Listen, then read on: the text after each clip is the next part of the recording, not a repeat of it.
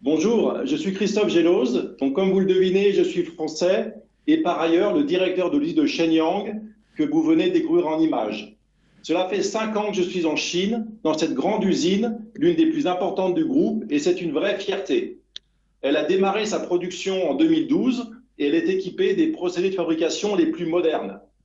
Lorsque le service de presse m'a contacté pour témoigner à propos de notre engagement environnemental, j'étais très content. En effet, nous sommes un site industriel relativement récent et notre impact environnemental est une réelle préoccupation.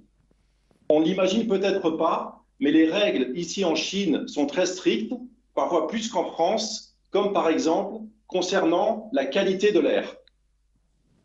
Nous sommes situés au nord-est de la Chine, à 700 km de Pékin, et comme vous l'avez découvert dans les images, actuellement, nous sommes sous la neige. Il fait très froid, parfois jusqu'à moins 25 degrés, régulièrement entre moins 10 et moins 15 degrés pendant l'hiver. Comme nous le verrons plus tard, notre situation géographique a un fort impact sur notre consommation d'énergie. Comme toutes les usines du groupe, nous travaillons continuellement à réduire notre empreinte environnementale et nous la mesurons grâce à un indicateur qui est audité et contrôlé, l'IMEP. Cet indicateur intègre 5 domaines que nous mesurons chaque année depuis la construction de l'usine. Ici, à Shenyang, nous avons un double objectif. Le premier, aider le groupe à atteindre ses ambitions. Le deuxième, réduire notre impact au sens large en prenant en compte nos propres spécificités. Vous voyez sur la slide les 5 domaines.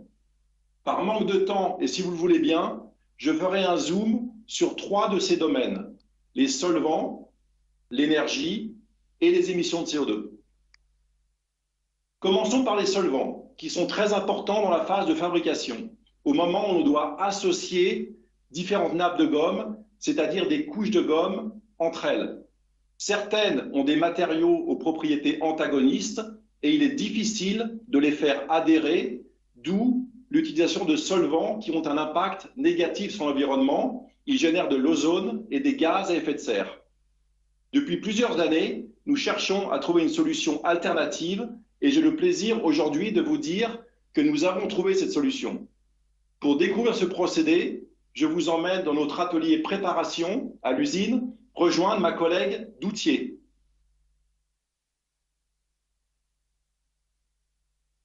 Hello everyone, nice to meet you. I'm Du Jie, the shop manager of preparation shop. This is the tire you see on the car. This is the tire before cure. In our shop, we produce tread. Tread is the external part of the tire, which touches the road. The machine behind me is called extruder. It's used for tread production. This is the tread look like.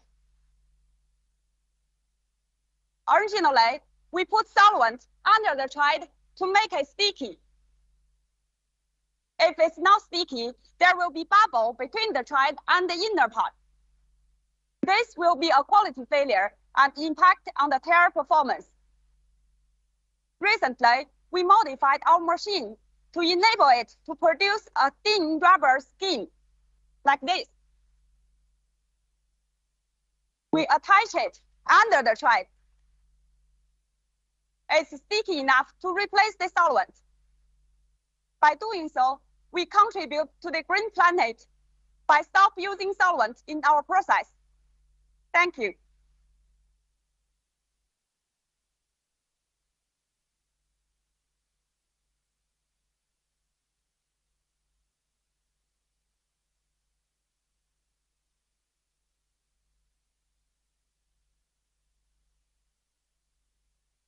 Merci Christophe. Tu continues. Bon, voilà. ouais, pas de problème. Donc, comme vous le voyez sur ce graphique, depuis 2014, nous avons réduit de 72% la consommation de solvants. Grâce à ce nouveau procédé, nous avons la volonté de les supprimer totalement d'ici 2030. C'est un énorme défi, car comme vous venez de le voir, les supprimer implique de changer les matériaux du pneu, leur conception, mais aussi le procédé de fabrication. Parlons à présent de la consommation d'énergie, qui est un sujet majeur pour nous. Nous sommes une usine de grande capacité qui fabrique 15 millions de pneus par an et notre industrie est très énergivore, car nous utilisons beaucoup d'énergie fossile, notamment pour nos presses de cuisson. Cela fait 10 ans que nous travaillons sur ce sujet et nous avons trouvé des solutions que nous déployons à Shenyang en remplaçant les presses de cuisson à vapeur par des presses de cuisson électriques. L'investissement est important, de l'ordre de 33 millions d'euros, et cela va nous permettre de continuer à donc supprimer ces presses de cuisson et remplacer par des presses électriques qui vont nous permettre donc de réduire l'empreinte environnementale. Grâce à des solutions comme celle-ci, notre efficacité énergétique a été améliorée de 35% entre 2015 et 2021. Notre ambition est de réduire de 18% entre 2021 et 2030 et de 50% entre 2021 et 2030. Aujourd'hui, nous nous appuyons sur le digital et le big data qui sont des leviers déterminants pour suivre, voire anticiper cette consommation. Je vais vous montrer ici un premier écran qui permet de voir l'ensemble de l'usine avec les différentes activités, donc les semi-finis où on fabrique les mélanges, l'activité TC où on fait les pneus de voiture et PL où on fait les pneus de camion. En fait, toutes les machines sont connectées en temps réel et on est capable à tout moment de suivre la consommation électrique de nos machines. Donc, par exemple, ici, si on clique sur le bâtiment TC, on a une vue de ce qui se passe à l'intérieur et donc on peut savoir à tout moment combien on consomme en électricité, en vapeur, en air comprimé, combien on consomme d'eau, etc., etc. Après, on peut continuer à zoomer sur cet écran et suivre chaque machine de l'atelier. Donc, en fait, ça nous permet de définir des seuils de consommation, on va dire, normale. Et si la consommation dépasse ces seuils, on a des alertes qui s'affichent en rouge, etc. Et on a des messages qui sont automatiquement envoyés aux équipes de maintenance du site qui sont capables d'analyser pourquoi une machine est en dérive. Et donc, on peut ensuite agir pour revenir dans une situation normale. Ensuite, on a en tête d'utiliser de plus en plus l'intelligence artificielle pour pouvoir ajouter de l'intelligence derrière tout ça, pouvoir prédire des consommations, pouvoir bâtir des modèles qui vont nous permettre d'avoir des progrès significatifs en matière de consommation d'énergie. Nous travaillons aussi sur la transition énergétique avec l'utilisation d'énergies renouvelables. Nous avons cette année recouvert une partie des toits de l'usine avec des panneaux solaires. C'est la phase 1 que vous voyez à l'écran en jaune clair. L'année prochaine, nous allons terminer la phase 2 en jaune foncé à l'écran. Nous aurons alors 12% de notre consommation totale d'électricité qui sera générée avec de l'énergie solaire.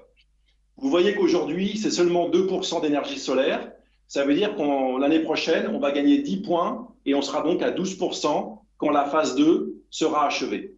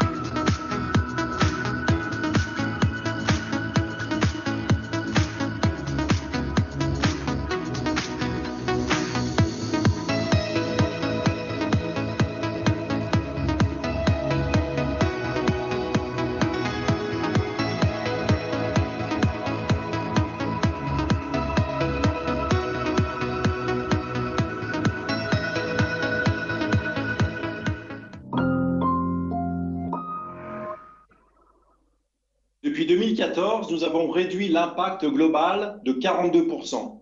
Notre objectif est de réduire encore cet impact de 36% d'ici 2030. Pour y parvenir, nous travaillons avec la R&D, les achats, l'engineering, les équipes industrie de Clermont.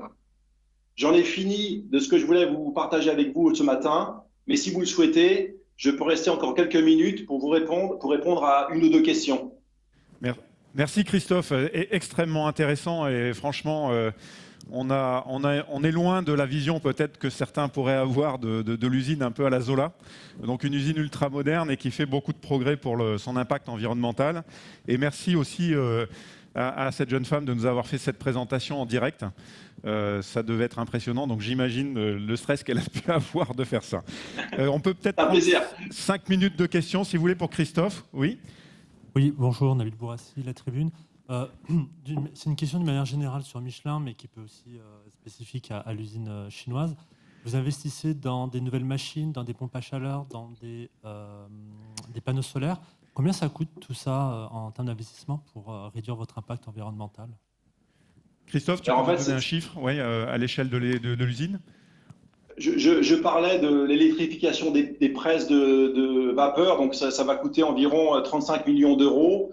Donc ça, c'est pour la partie électrification. Si je prends les panneaux solaires, en fait, c'est pas nous qui avons investi directement. On a un partenaire chinois donc, qui a investi pour nous pour les panneaux solaires. Et en fait, ça permet de ne pas dépenser directement d'investissement de notre part. Et on peut avoir un gain sur évidemment l'empreinte environnementale, mais également un gain sur le coût de l'énergie. Donc je dirais que c'est un partenariat win-win qu'on a avec notre partenaire. Et après, on a des investissements réguliers sur des nouvelles machines ou des améliorations. Donc chaque année, on a des budgets d'investissement, mais je dirais qu'ils dépendent un petit peu des modifications que l'on a apportées sur nos procédés. Bonjour. On peut avoir un chiffre à l'échelle du groupe, pardon, excusez-moi. À l'échelle du groupe. Je pense que là, on pourra garder cette question pour Jean-Christophe éventuellement. Donc on prend la question à l'échelle du groupe. Bonjour, Hakim Kasmi, le France Culture. Alors, on le voit aujourd'hui, vous voulez atteindre la neutralité des carbone, réduire les 40% les émissions de CO2, avoir des plus durables, mais ça demande aussi un savoir-faire. Et où en êtes-vous au niveau de la formation, mais aussi au niveau de vos sous-traitants, parce que Michelin est un groupe international, 71 usines dans le monde. Arrivez-vous à trouver le même niveau d'exigence et de formation pour mettre en place toute cette politique au niveau technologique et ressources humaines? Je dirais qu'aujourd'hui, on a donc ce programme donc sur l'environnement et on constate que nos fournisseurs avancent également en parallèle de ce que l'on peut faire. Et donc, c'est un travail en commun. Et aujourd'hui, on arrive à trouver des solutions. Michelin a vraiment un rôle de leader, et donc on est très moteur dans cette démarche. Mais jusqu'à présent, on réussit à trouver des partenaires pour avoir des solutions techniques, donc aussi bien évidemment en interne, mais également en externe. Oui, Sophie Esposito, AEF Info. Moi, je me demandais, quand vous parlez d'impact environnemental global, vous parlez de quoi exactement? Qu'est-ce qui est mesuré? Et cet indicateur que vous citez, oui. C'est un indicateur interne, mais du coup, qu'est-ce qu'il mesure de différent par rapport aux autres indicateurs qui peuvent exister sur l'environnement? En fait, comme je l'ai expliqué, c'est un indicateur composite qui a 5 domaines. Donc, vous avez la partie consommation d'eau, rejet de déchets. Ensuite, il y a les solvants, donc les VOC, la consommation énergétique et les émissions de CO2. Et en fait, cet indicateur est mesuré donc quotidiennement, mensuellement et donc chaque année. Et donc, on se fixe des objectifs. Donc, tout est mesurable et auditable. Et donc, on est vraiment capable de savoir à tout moment comment est-ce qu'on progresse sur notre feuille de route environnementale. Et donc, on travaille également avec SBTI, donc Science Based Target Initiative. Et en fait, tous ces engagements que l'on a pris en matière de CO2 et d'énergie sont communiqués avec des partenaires donc qui nous permettent de vérifier que tous nos indicateurs et nos targets sont robustes. Okay. Merci Christophe, on arrive au bout du temps qui était consacré. Donc encore un grand merci à l'usine et à votre disponibilité pour avoir fait ce direct avec nous. Et on vous laisse retourner au travail. Merci. Merci beaucoup Christophe. Bonne journée.